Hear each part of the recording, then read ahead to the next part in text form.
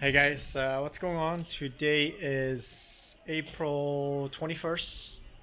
It's a beautiful Saturday sunset right now. It's around like 6 p.m. right now. Let me show you the rooftop here.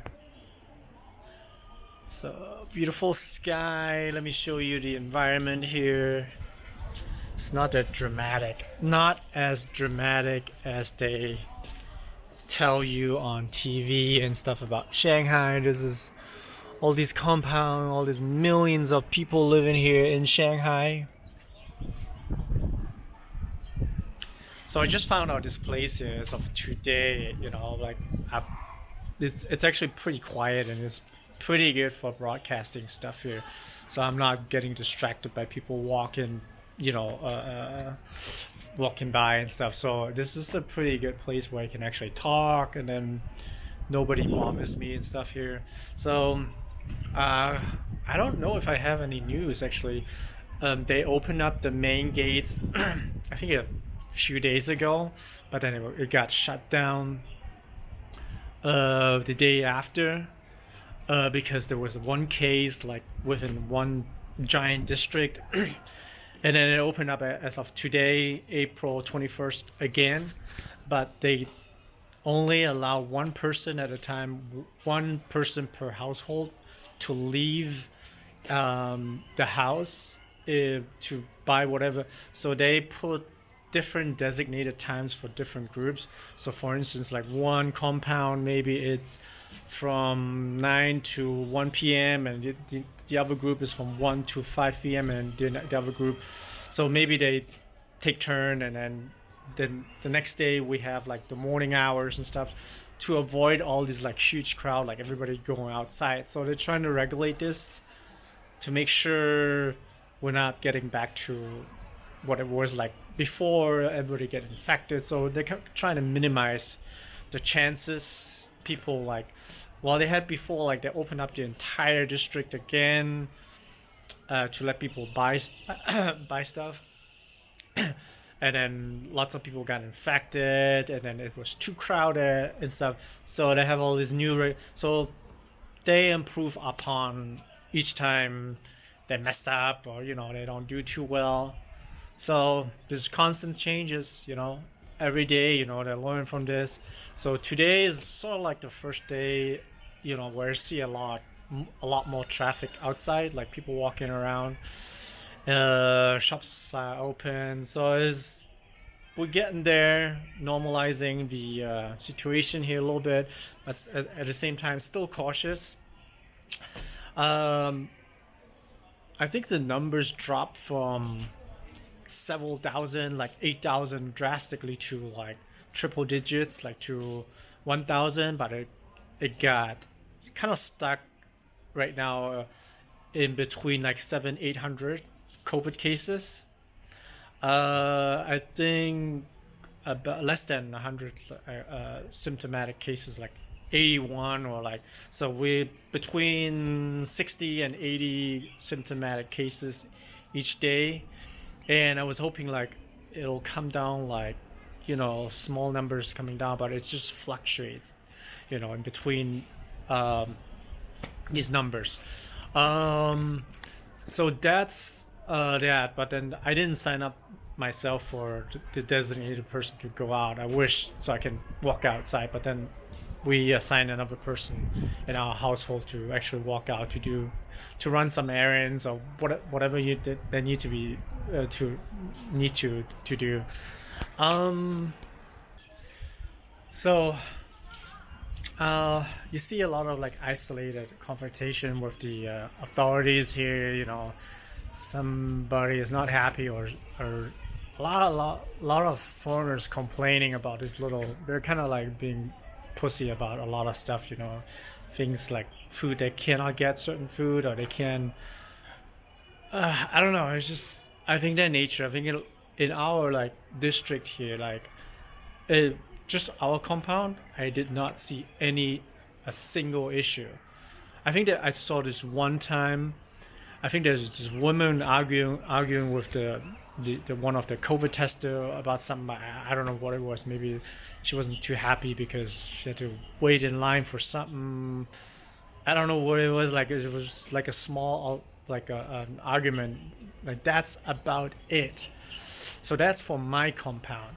But as far as I can see, if you actually see anybody that's like not happy about the situation, they would have filmed this, and then it's instantly on like WeChat or somebody, they post it instantly, everything that they don't like and stuff, any like little fights and stuff. So we didn't hear, because like we have a lot of WeChat groups and stuff like sharing all this information stuff. Within this, I don't know. It's just like I don't know how the districts are designed here, but then within our district here, the small district here, it's called Qibao here. We didn't hear anything, but we have a city of 25 million people here, and sure, like there's instances, and you can pick on this, like especially Western media would pick on these instances. The funny thing is that food wasn't actually an issue. People were just like whining about stuff and they victimize themselves. But the funny thing is that we don't have actually, at the beginning of the war between the Ukraine and Russia, we see like a lot of commodities like food prices going up like crazy.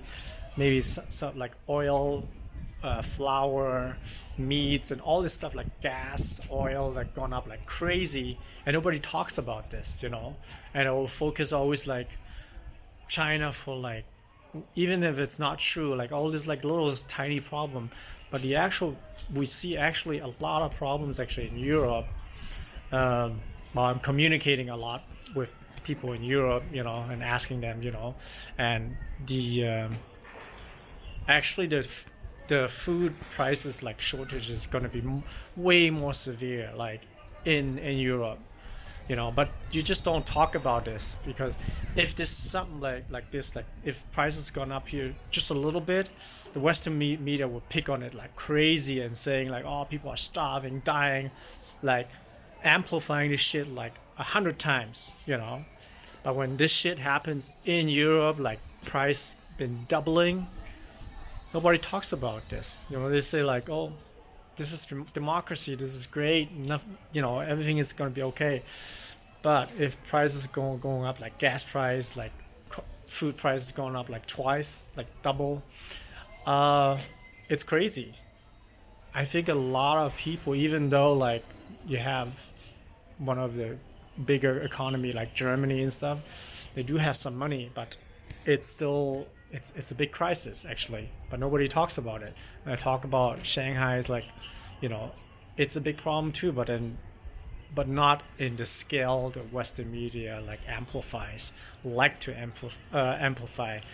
Like to a degree is basically a lie, like people are not dying from starvation, because there's nobody dying from like food, like starvation, like you cannot get food. As I mentioned before, I mean, look at the density of houses here. Let me show you. Look at the density of houses here. You don't have to go far to get food and anything. You just knock on your neighbor. Just knock on your neighbor. It's like 5 steps. You can't fucking tell me you're starving to death. I think it will be very hard to starve to death. I mean, unless you have special talent that you're retarded, and seriously, just have to. There's so many ways. You just go outside. There was one case like because of like not from lockdown, but even it can happen anytime. When you're old and then something happens to you, they live alone and they pass away. But that's not because of lockdown. It can happen anytime. That it's just accidents. See, but as a regular able person, you would not die. If you happen to die of starvation, you're a fucking dumbass. Okay. Um, so yeah, I got this is like complaints from foreigners like about this and that.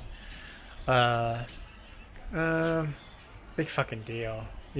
I don't know. I'm having a great time. I'm working at home.